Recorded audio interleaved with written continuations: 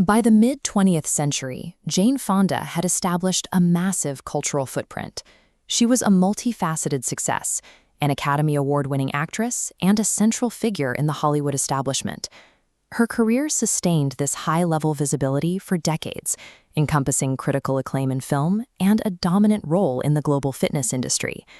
Yet, a specific segment of American public memory ignores these achievements, restricting her identity to a single, polarizing nickname, Hanoi Jane. This label resists the standard decay of public controversy. It has remained calcified for over 50 years, standing in permanent opposition to her mainstream success. The chronological catalyst for this schism was a 1972 trip to North Vietnam, undertaken at the height of the war.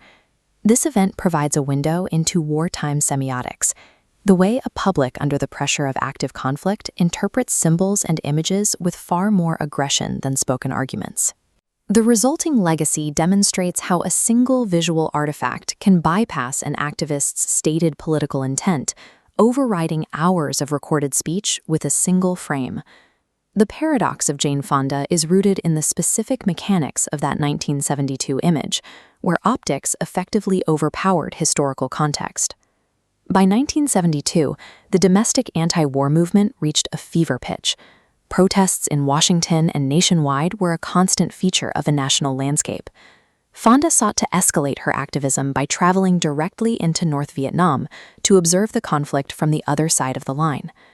Her initial actions followed an established pattern of political dissent, meeting with Vietnamese officials and making radio broadcasts that criticized U.S. military policy.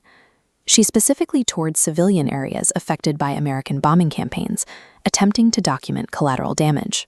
These visits included medical infrastructure, such as the Bach Mai Hospital, where she highlighted the human cost of the air war.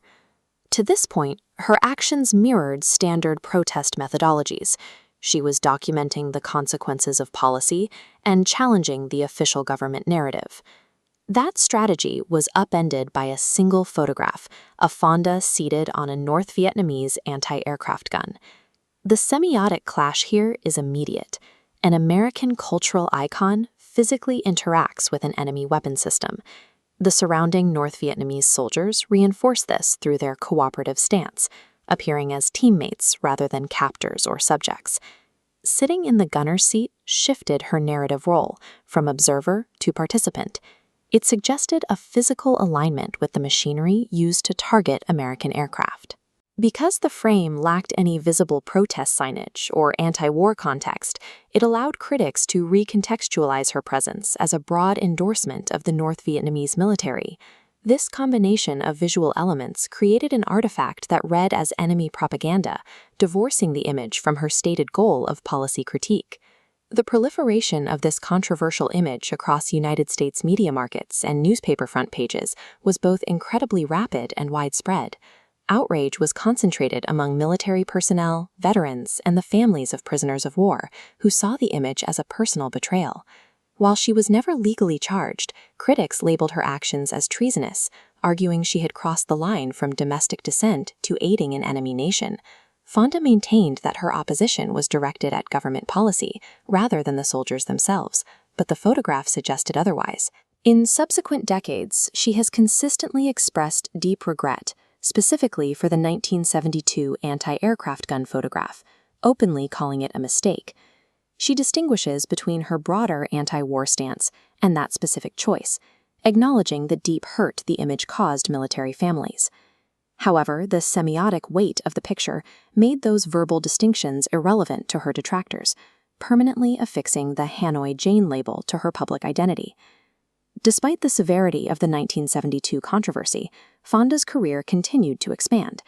She remained at the absolute peak of the Hollywood establishment, winning multiple Academy Awards and maintaining a high-profile film career. In the 1980s, she reinvented herself as a fitness icon, becoming a central figure in American consumer culture. Her activism also continued, spanning 5 decades of advocacy for environmental protection, social justice, and women's rights. Simultaneously, the 1972 outrage survived, passed down as a defining grievance by critics and through military history. These two identities exist in parallel, creating a permanent cultural polarization, where one's view of Fonda depends entirely on which track they prioritize. 50 years later, these two paths have not converged, illustrating the enduring power of that single 1972 incident. The historical debate remains unresolved. Was this a legitimate exercise of protest, or a crossing of the line into active enemy support? The incident highlights a recurring friction in activism. When physical location and visual context contradict political intent, the public will choose the visual every time. The Hanoi Jane moniker serves as a historical data point on the volatility of wartime intervention and the limits of celebrity influence. Ultimately, the legacy of Jane Fonda proves that in the arena of public perception, the raw optics of a single photograph possess the power to overwrite nuance and dictate historical memory for generations.